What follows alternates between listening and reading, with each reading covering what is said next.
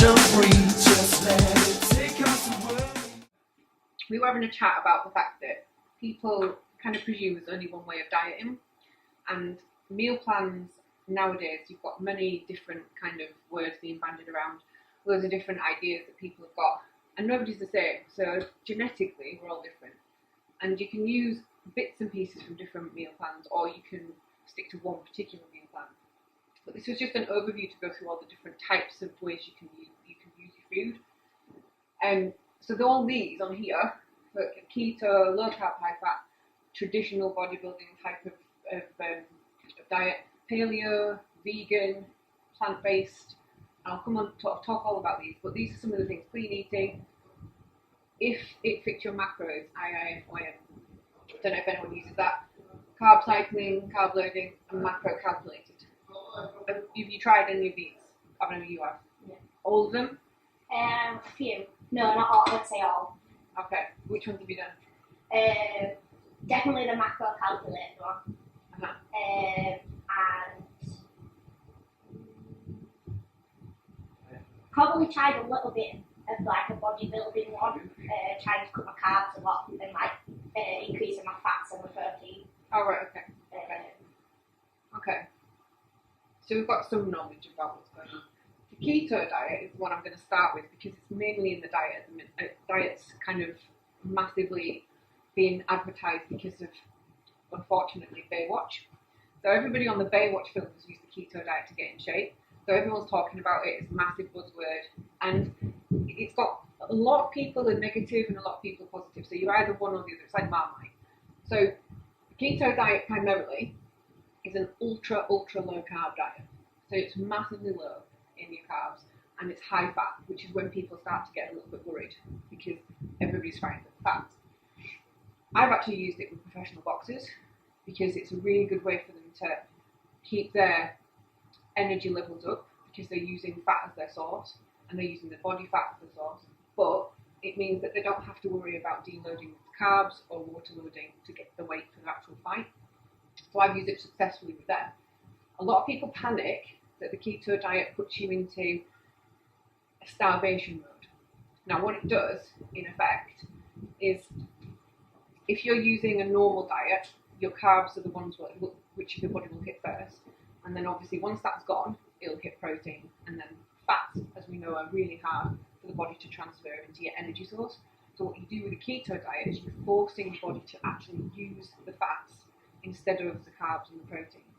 So you're not starving on 5,000 calories, but you are making your body use the body fat that you have.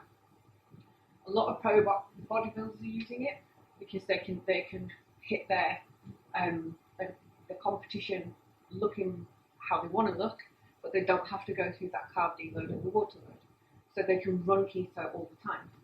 They're finding it a lot easier to lose the weight because it increases the thermogenesis. And obviously all your body fat that you're storing is used up as your energy source. Okay? This bit is reported. There's not enough scientific evidence. We're not actually looking at evidence-based research, but some people are saying that it can have these beneficial effects in the body from a medical point of view. They actually use it in America as part of the treatment process for epilepsy on a very controlled basis. So obviously people are directed on how to do it, and it is actually reducing the epilepsy. So that's actually approved by their medical system. So if it's effective with that, it could well be effective for this. We just haven't got to that point yet. Okay. Cons of it, your adaptation period. So when you're switching from using your carbs and your protein as your source to using your fat as your source, there's an adaptation phase. Okay. And at that point, you can feel a little bit odd. You can feel a little bit like fuzzy until it switches over. Once it switches over, yeah, you haven't got really that problem. And people do report that you have a real clarity of thought. Some people don't like the idea of just not having carbs. Okay, you do have carbs, but they are minimal. Yeah. Okay, and most of them are from green veg. Eating out in a restaurant, if you're on a keto diet, it is quite difficult to control because everything in a keto diet is measured and weighed to the nth degree. It's very, very calculated. So unlike your normal macros, where you've got a little bit of leeway, this is very calculated, because if you are out at all with your percentages, it throws you back out of the keto process, so you're back to using your carbs as your source. Okay? Athletes using long distance, yeah, they may struggle with the keto, because obviously the glycogen is stored. They might not have enough, they might not be able to transfer the fat quick enough to give them the energy for the marathon. But it's a personal thing. If it works for you, it works for you. Okay. If you're going to do the actual keto diet, most people say that you've got over 75%. I have got a little pointer on this thing, but I don't know. 75% fat. Red button. Thank you. 20% protein and 5% carbs. Now, if you're an elite athlete, you can up your protein to 30%, because what I found when I tried it was 20% protein wasn't enough for me to build muscle. It was enough for me to hold my muscle, and I lost body fat, but I didn't actually build any muscle. So I would up it if I decided to do it again. Don't be afraid of fat. People are afraid of fat, but that's something that's historical. We've been taught that fat is bad. We've been taught that fat makes you fat. It doesn't work like that. Okay. This high intensity, loads of people will talk about doing your high intensity fasted, doing your high intensity before you training. If you're doing a keto diet, there is no reason why a high intensity or steady state won't actually be effective.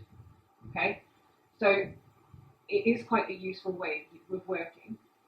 You do have to make sure to get rid of the ketones that you're hydrated, and obviously this is my favourite bit. 1 to 2 cups of coffee is excellent because I do like my coffee. Okay, so you may need supplementation with this. This is the sort of diet that I wouldn't suggest that you try out unless you really know what you're doing. It does have to be directed by someone who's a professional and can work it out for you exactly. It has to fit in with your. That was a little picture of what I eat on my keto diet. Chocolate mousse. You can have chocolate mousse. It's great. bacon, mushroom, and sandwich favourite. So it's not really restricted if you're clever with your food and you decide to make things that are a little bit more adventurous. If you're just going to eat an avocado and a salmon and your nuts, it's going to get boring quickly. But if you're a bit more adventurous, you can make it quite sustainable. Low carb, high fat, probably less drastic than the keto, but along the same lines. So the idea of this one is that you're cutting your carbs and obviously upping your fat. I've done this one as well. I've tried this one out. I use this one quite a lot if I know I've got to have an operation. So if I know I'm going to have an op, I'll drop my carbs and I'll up my fat, because that's really good for helping you repair. People who don't have enough fats in their diet tend to repair at a much slower rate. But yeah, it's not got the transition phase that the keto has. Again, anecdotal health benefits. Some people find they feel great on it, and if you do feel great on it, then that's you're feeling great because it's your body that's responding to it. Other people might tell you that it doesn't work, but their body might not work with it. So it is very individual. Okay, the traditional bodybuilding plan. Now I think this one obviously is used more here, because everybody I've spoken to here kind of eats lots of carbs and they eat lots of protein. The fats tend to be neglected. That's the problem with the repair.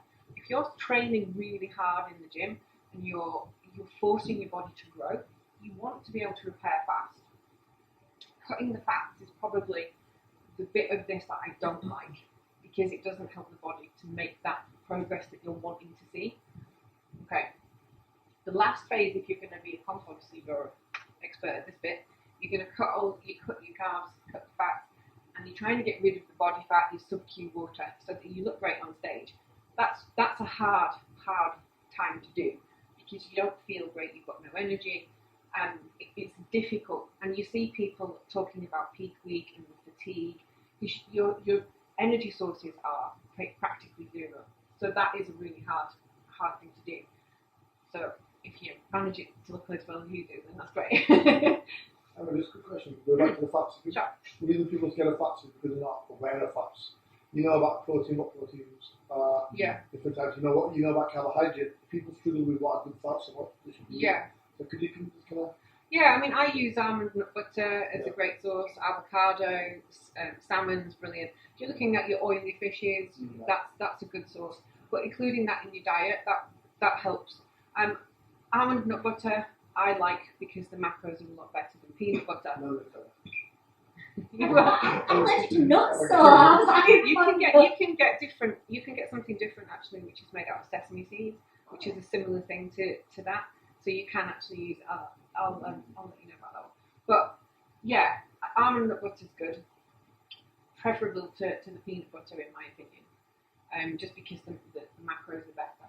A lot of people use peanut butter, and you see loads of people put it on Instagram and like peanut butter here, and I think that's become a problem that people think you can't be a bodybuilder unless you eat peanut butter. Because it's kind of like fat, and it's fine. You don't have to eat peanut butter to be a Is it the bodybuilder. same slow release as peanut butter? Yeah, absolutely. Oh, okay. I can't have casein, Okay. so I have normal protein, but I put nut butter with it Oh, okay. because I can't have the dairy. So what that does is it slows down the absorption of the protein overnight. So I use it in exactly the same way, but yeah. Okay, pros. Can have phenomenal results, look amazing on stage. If you're wanting to look like that, that's great. Your protein can be kept high. People do find that they can build really well on this. And obviously what you want to do is you want to have the maximum amount of calories that you can whilst building, and obviously keep them high whilst quitting. So I saw a lady on Friday at my other clinic, and she came in and she was 24 weeks out, and her coach had given her a 1,700 calorie diet at 24 weeks out of the competition. The problem with that is that she has nowhere to go. She's already on, because she's doing 700 calories worth of exercise a day, so she's already on the bare minimum, and she can't sustain that for 24 weeks. It's not going to happen. She's already tired, she's fatigued, she can't put her full effort into her training plan, she's fed up, to be fair. And sometimes I find with the online coaching, that is a big problem. I work with a few guys who do online coaching. Charlie Garforth, Nikki Wicks, Kate, PT, you might see them. Those guys are good at doing online coaching because they make sure that they check in with their clients. And they're not just looking at their health physically, they want to know about their health mentally. And sometimes, like with this lady I saw on Friday, she hasn't had one phone conversation with her coach at all. So she has no idea that she's had a history of eating disorders. And then she's put her on a low calorie with massive amounts of exercise. So she's not in a good place mentally, and there's no kind of catch up with that. So I personally would prefer to have a coach that I could talk to, or like at least pick up the phone, not necessarily one-to-one, face-to-face, but pick up the phone and say, look, I feel like I'm not doing very well today, because I think you need that. It's a process that you're physically changing yourself, and you're physically changing yourself, but you're also mentally changing yourself, and that needs to be done carefully as far as I'm concerned. Okay. When you're going through the cutting phase, it's difficult to obviously to maintain that long term. You do start to run out of energy. Okay, energy can be low. So we prep brain. I love that when people say prep brain. I love it when Nikki decides to tell me that she's lost the keys and she's put them in the fridge. This is, she hasn't known the kind of whole correlation goes kind of out the window. Moody, hungry, all those kind of things. Because on that kind of low carb, low fat phase, your energy is so low that all you can think about is food. And obviously you dropped your calories in that last week as well. So yeah. Okay, that's the one you've done. You've done that, haven't you? A little bit, yeah. Okay, paleo. I find paleo really interesting. Paleo seems to be related to CrossFit. Everybody who does CrossFit exercise all seem to live on a paleo diet plan. I don't really know why they've ended up in that, but they have. So the idea of the paleo diet is that you're eating what your ancestors would have eaten. So genetically, you are eating the foods that you should be able to digest easily and get the most nutrition from. The problem in this country is actually getting hold of it. We're so diverse in our culture, we're so watered down genetically, it's difficult to figure out exactly where we should be going. Grass-fed meats are not very easy to get hold of, and that's one basic problem. So if you're going to go down this route, it is really hard to hit exactly. If I'm working with people who are the rugby guys that are the Maoris, then it's a completely different meal plan that I have to set up for, say, somebody like myself. Okay, it's completely to do with your genetics and your history, your ancestry. It can be a very nice diet to do. I have, again, because I try most things that people want to do. I want to know what it feels like to be involved in that and what the body feels like. I've tried it and I quite like it. The problem with it is getting your carbs in, getting your source of energy in. And I know that they sometimes, because it's grain free, obviously that's one of the things. They don't eat grains, and they're supposed to be dairy free.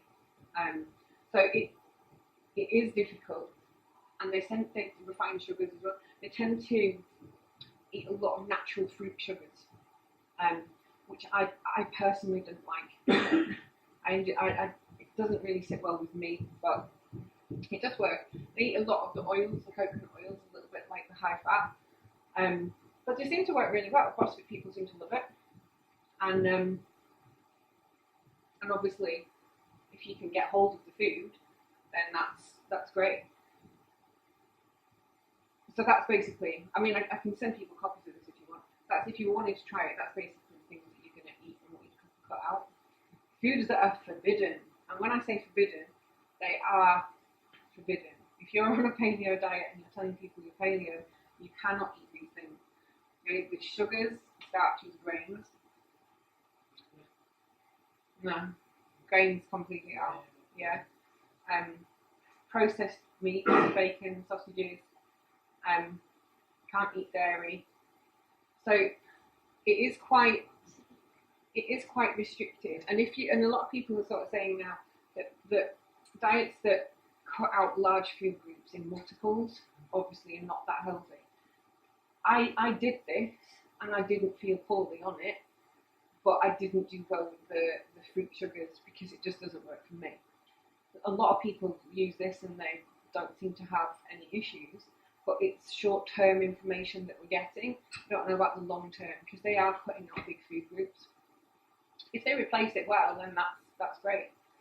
It's when you come into things like vegan dieting is really, really hard to get right because there's such a big chunk missing and a lot of them don't replace it well. Cons of the paleo diet. Your meat is one of the main things that I found difficult. I couldn't source grass-fed. I really found it difficult to get a good source of grass-fed. And that's one of the reasons why I take CLA, the supplement. Because I think that normally we are deficient in CLA because it comes from the fat of the grass-fed cattle. So I take it as a supplement. But it is so hard. I just found it so difficult to actually get that. And I felt like I was kind of cheating the plan because I wasn't doing it properly.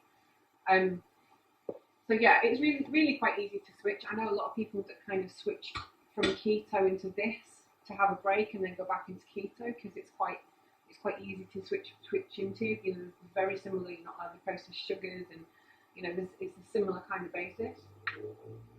And I'm not entirely sure how far people actually look into their ancestry when they do it. I mean, that's the bit I think that they do the diet, and I'm not entirely sure if they research, do enough research. Atherosclerosis and infectious diseases weren't the greatest thing to be getting when you're paleo.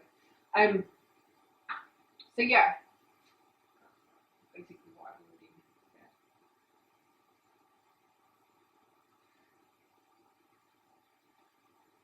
This is what I was talking about with your geographical. the splits in your actual diet in those countries, getting hold of the foods is obviously difficult. And if you're going to do a paleo diet, that's what you should be doing is your split. So it is quite complicated to figure out.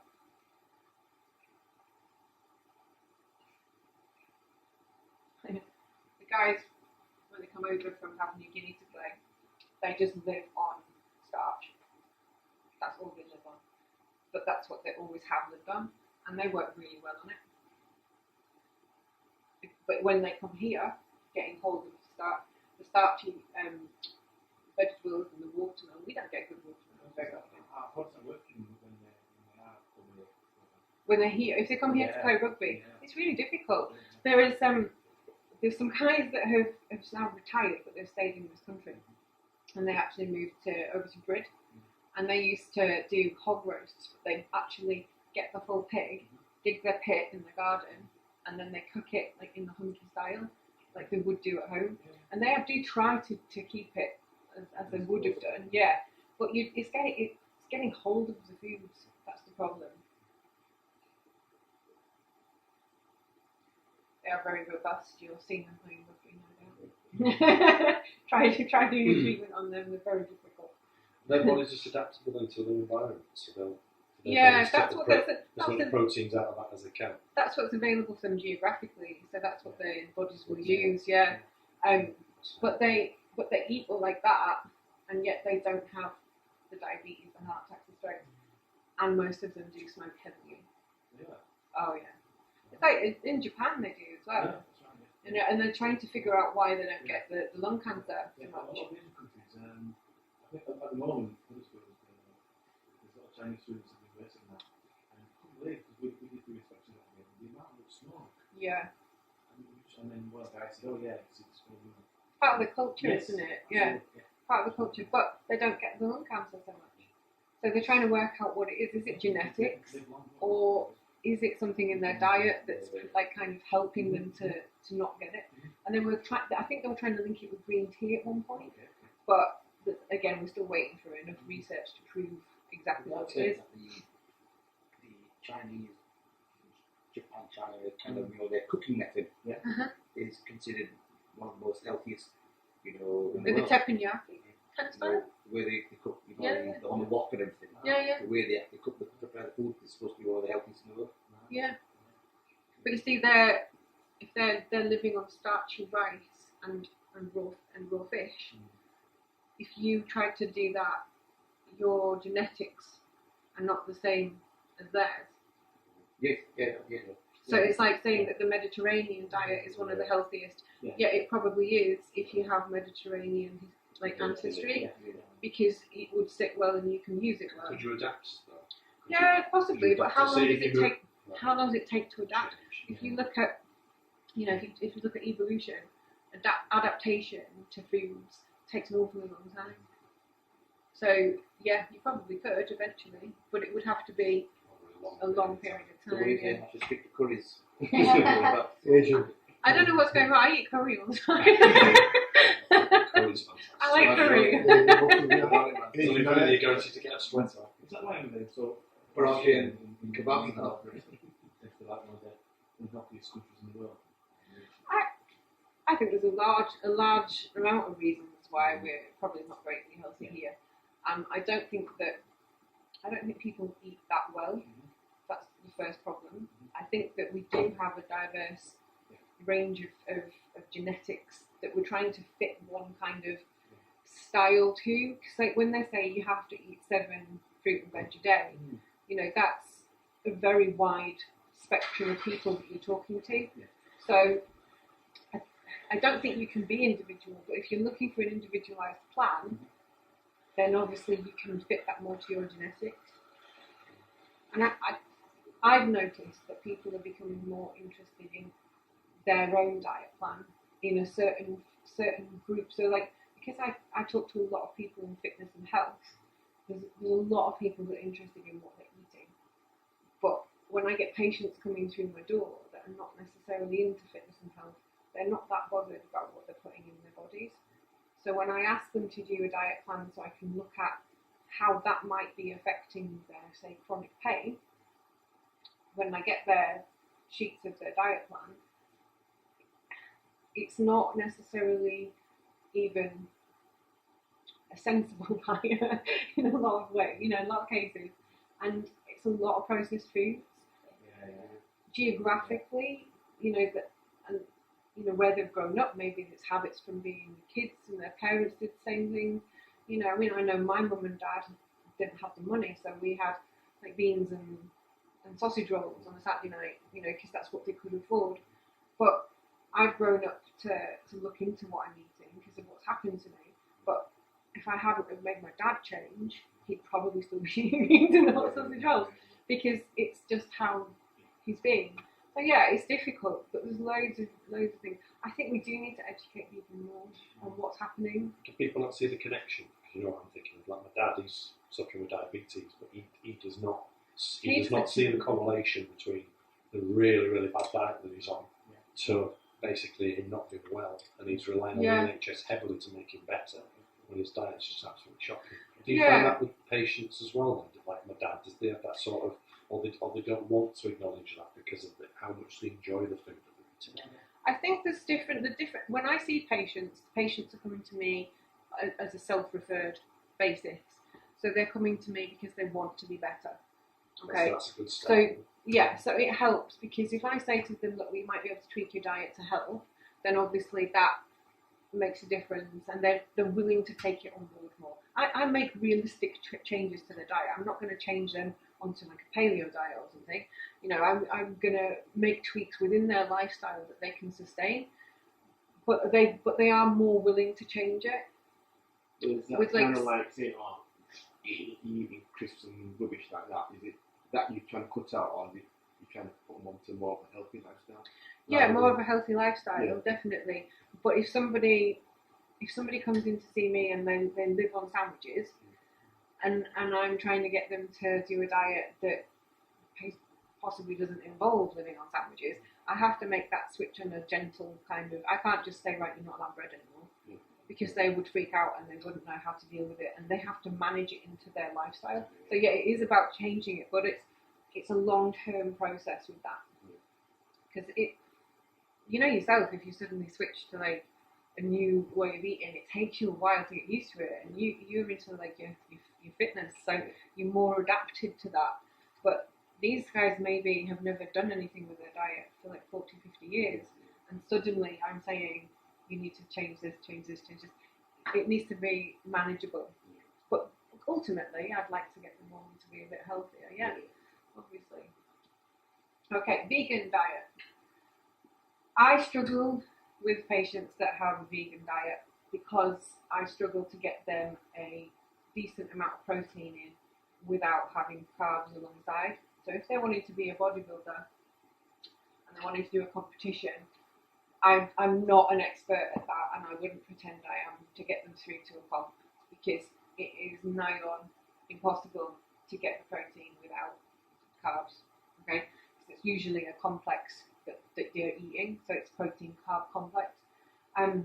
So it's a very difficult diet plan. I would send somebody else somewhere, to be fair, if they wanted to compete. I can do a normal vegan healthy diet plan, which would be a bit more diverse than what they may be eating. There's a lot of vegans kind of eat repetitively the same thing, and they're not really getting enough of a spectrum in. So I can do that, but I wouldn't try and get somebody into a competition personally, because I'm just not experienced at that. It's literally anything from an animal that you can't eat. There are some people who are using it, and deliciously Ella very famously is saying that she's using a vegan diet plan and it's made her better and healthier. That's her experience of it.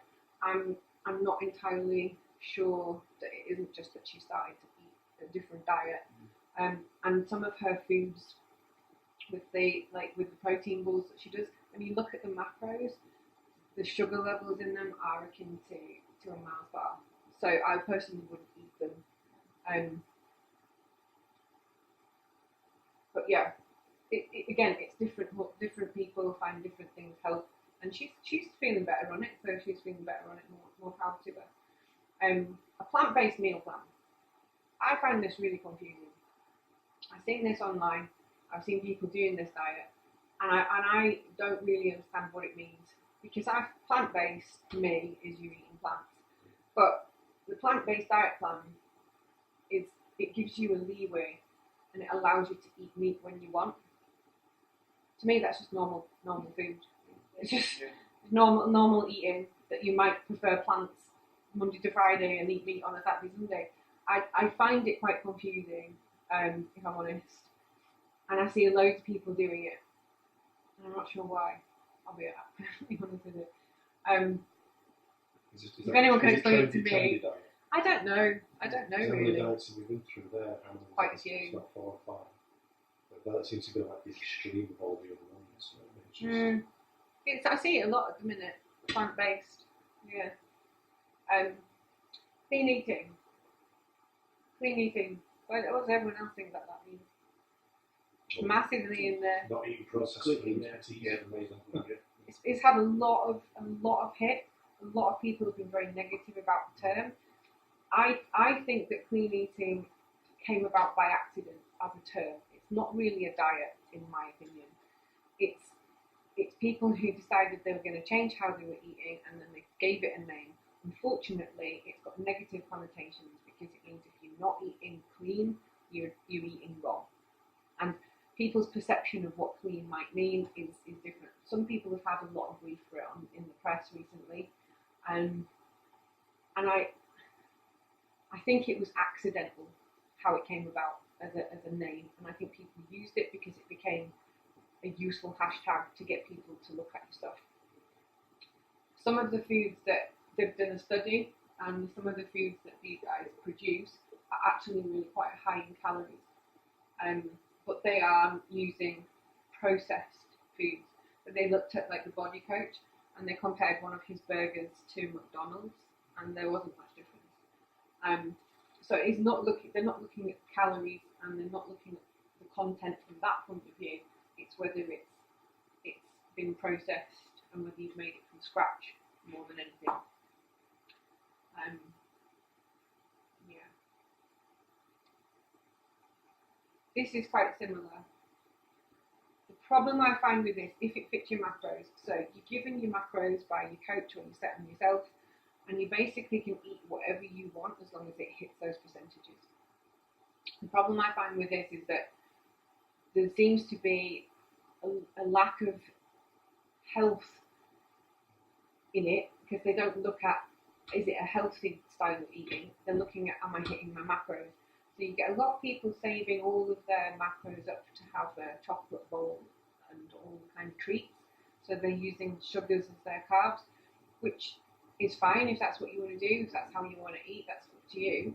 But I think there's a trend where it's becoming less about the health of it and more about if you're hitting it. There are actually people who are competing on IIFYM because they can eat the chocolate right up to the run, because it's hitting their macros, but they're getting carbs from the chocolate rather than carbs from like rice or something like that. I'm not a fan of it personally, because I don't feel very well on it. If I try and do this, I end up just eating like normal bodybuilder stuff, and I'm like, right, okay, I might as well just not be doing this diet. But yeah, so it's useful if you want to stay within your macros and maybe have a bit of a rest off your diet, so you're still kind of staying on track like that. It's useful for that. I do think people maybe need to think a little bit more about the nutrients, and are they getting enough of a spectrum of nutrients in the diet? Does that make sense? Carb cycling. Carb cycling does not mean sitting on a bike eating chips. Sorry, I did that. It would be I'm nice. going to stick and say fries and rice and chips. Chips, yeah, carb cycling. No, it's not that. Which it would be nice if it was. No. You basically, you can use this in several different ways. If you're eating low carb and then high carb on different days, you can split it. So you can have 3 low carb days and then a high carb day. It's just a way of kind of tricking your body a little bit. And it was also a way of dropping your carbs without completely dropping your carbs. So you're still putting them in. So it's kind of like having a carb cheat day, except that it's planned in. It works quite well. I use a carb cycling around my workout. So I actually eat carbs before and I eat carbs post. I know these guys take the mickey out of the fact that I eat my rice cakes after, but it's a really, really easy way to get carbs in because it digests fast. So I do that and it works for me. So I get my energy boost before and then I'm backloading, which is the next bit. But so you can use it around your workout, but you can use it in day cycles. But again, it would depend on what suits for who. Some people do day on, day off. Some people do 2 days low, 1 day high. It just depends. It works quite well. It's quite good to just give your body a bit of a boost to drop the body fat. Carb loading. Some people have a carb loading day in their week. Some people have a carb loading meal. Some people carb load around their actual training. It's a system, and it depends what stage you're at in your phase. Are you going? Depends what sort of phase you're in. If you're using your carbs in your cheat meal and you're carb loading like that, people make the mistake of eating sugar-based carbs. What you're trying to do is increase your leptin. So you're better off eating your burgers, your fries, and ribs instead of like ice cream and stuff like that. Obviously, if you can burn it off, that's fine. If you want to eat that, donuts, that's okay. But the idea is that you want your leptin to react. Okay? You're smiling, you eat the donuts. How would be able to? But what you're looking for is that leptin spike. Okay? The sugar doesn't do the leptin. Did you see that guy on Facebook? 4,000 calorie meal a day. Was it you who showed me it? 4,000 calorie meal. Yeah. That's crazy. I don't know how he even eats that. I just had to put that in there because I have like respect for that man. That's a lot of food. Well, you put it in a mixer or something. No, he had it like a pizza with hot dogs on or something. Everything on top of They all on the pizza, and he had that. But not everyone's metabolic rate is going to cope with that kind of meal. I know I couldn't eat it anyway, but that's a lot of food. Macro calculated. Depends what your goal is. Depends what your goal is for your performance, for maybe your weight, what you want to look like. But it has to be a discussion, I think, between if you've got goals with your PT or your coach. Setting them yourself is useful, but then sometimes you can end up with the situation. So if it fits your macros diet, you're not necessarily going to get the most nutritional sources. That's just my experience. Okay. So everyone's different. Okay. I would say if you're given a diet by a coach, don't talk to anyone else about it because it's been given to you for a reason. A coach or somebody doing a meal plan is going to look at your medical history. They're going to look at medical problems you've got. They're going to look at the goals that you want to hit. They're going to look at your lifestyle. They're going to look at your body type. They're going to put all these things in if you're on any medication, history of eating disorders. All those things are going to be in that plan. They're going to have addressed it. So if it's not the same as Bob's, that's for a reason. And I find that people compare their diet plans a bit too much. So don't talk about Fight Club. Don't talk about your diet plan. It's set for you, and we are individual, so it might not be the same as everybody else. If you're not happy with it, or you want to change it, or you want to try something different, talk to whoever's doing it with you. If you're trying to do it yourself and you're not quite sure where you're going, get somebody to give you a hand that knows what they're talking about. There's loads of people here that can help with that kind of thing. 20% training, 80% kitchen. If your food's not right, you can be in here every day of the week for hours, and it isn't going to make the difference that you want it to make. Your food and your nutrition are really quite important, and I don't think people give enough. They don't put enough onus on it. They're looking at their training and they're in here, they're doing the work. They don't necessarily make the gains that they want. I mean, I'm sure you see that a lot. And the guys that made the games, the diet. Yeah. the way that you Yeah. I use diet in a lot of ways. I use it for training. I call it a diet, but what I mean is obviously meal plan.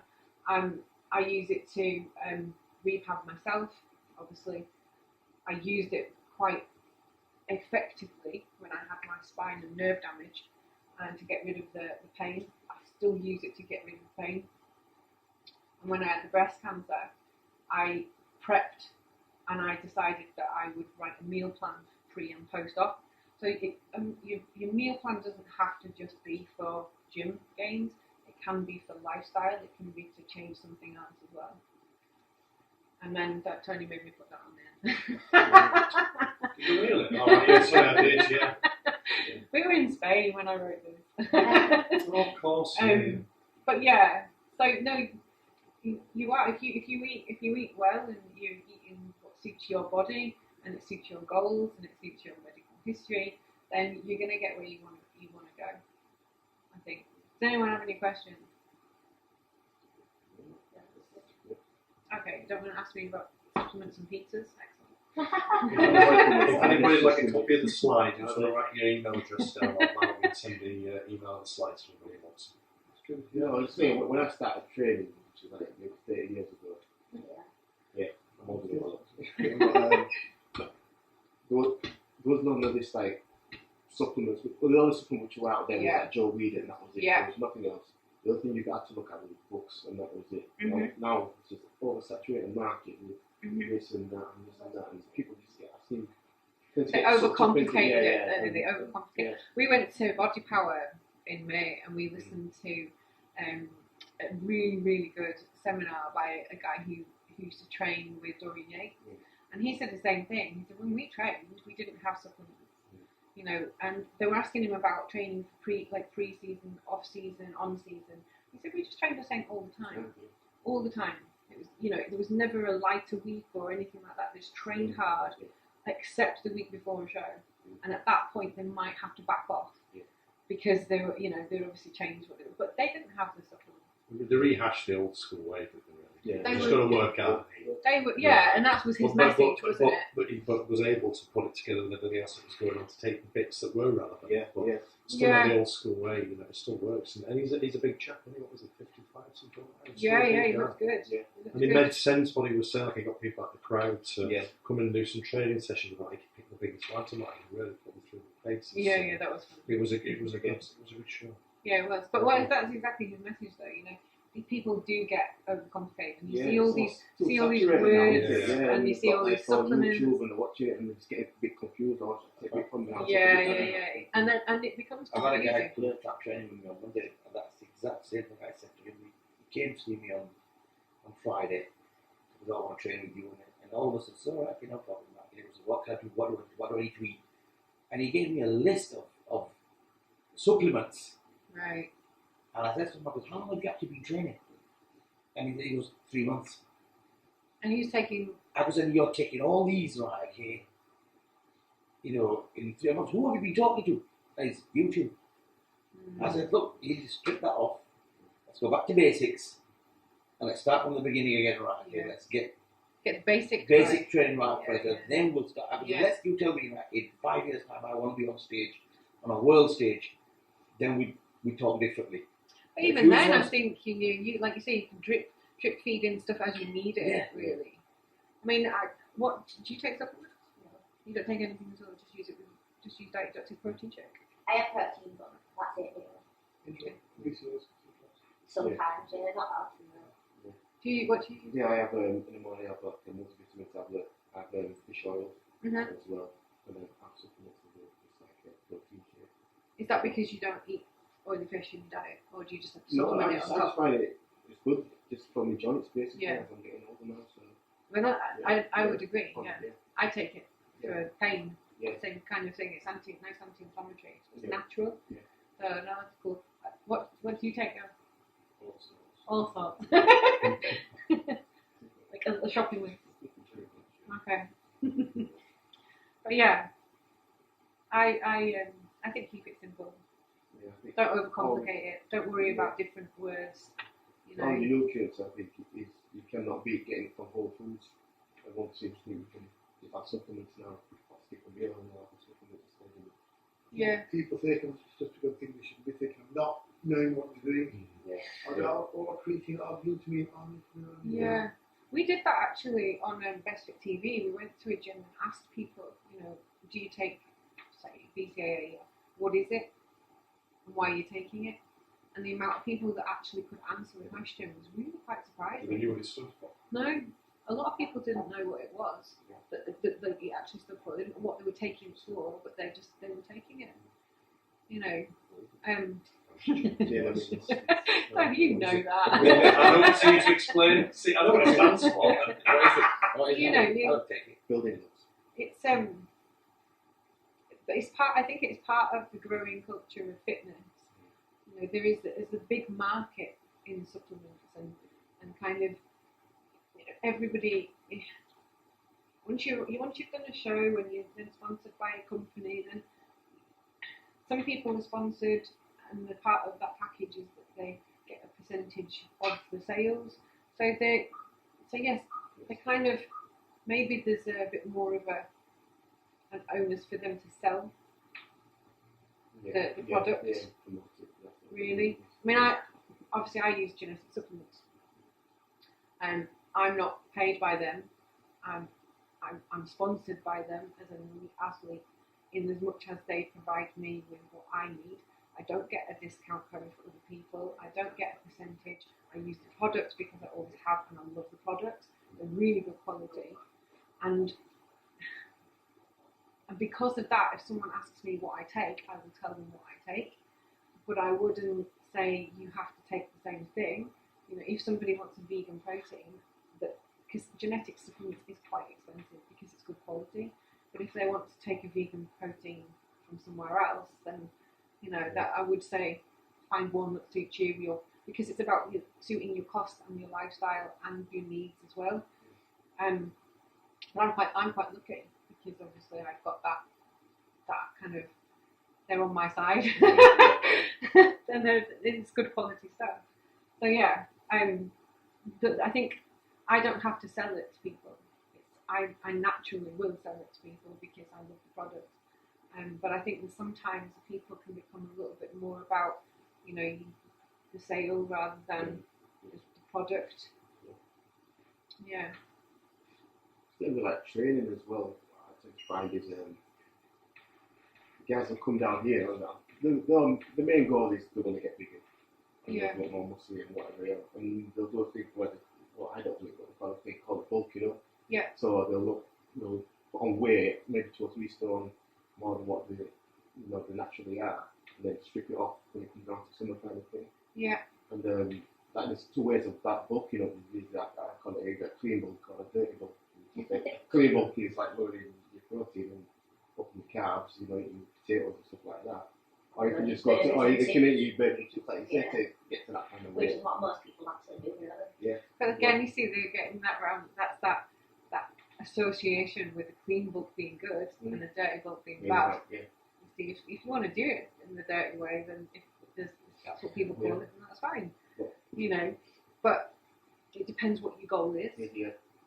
I mean, I've never believed in bulking at all. I've always believed that if you're eating well and you're training well, then you are naturally going to put size on and look good. You know, have a good physique.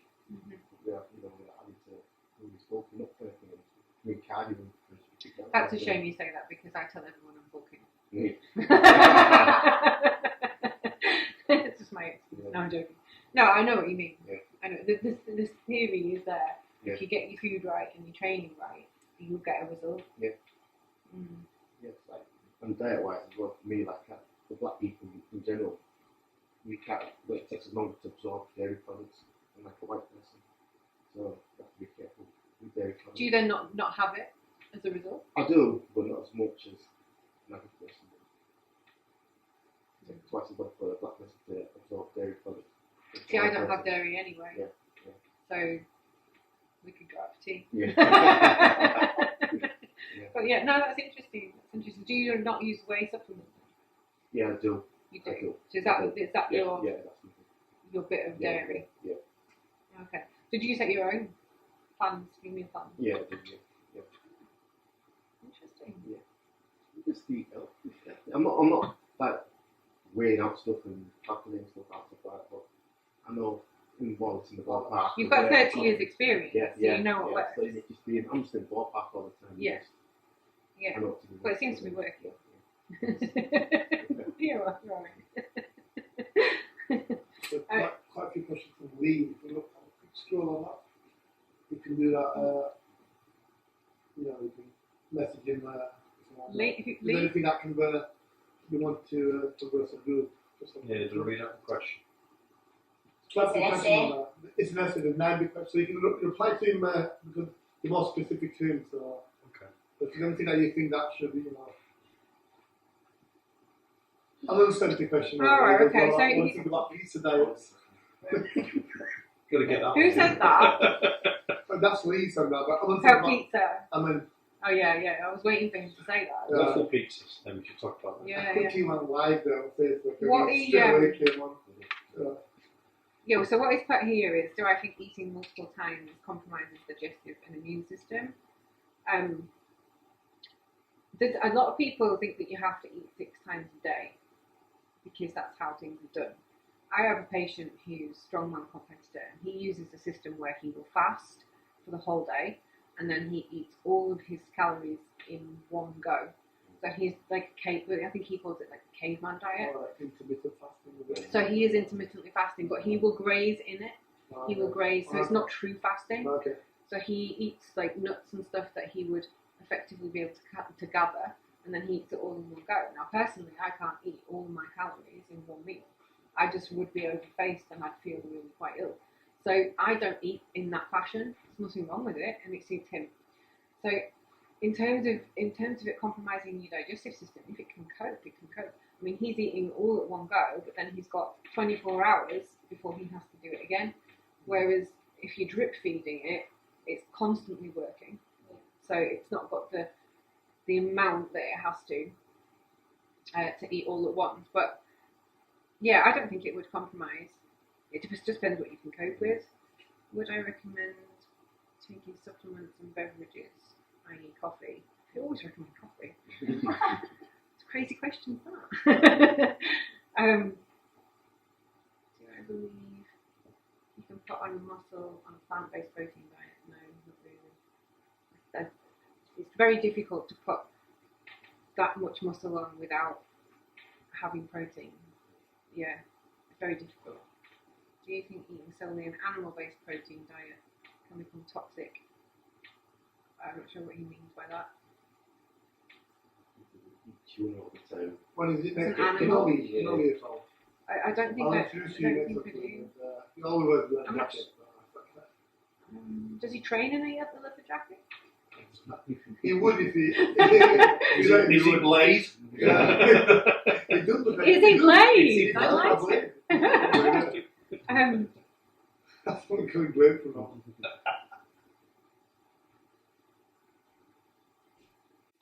Offshot. Keep going. That way, and finish.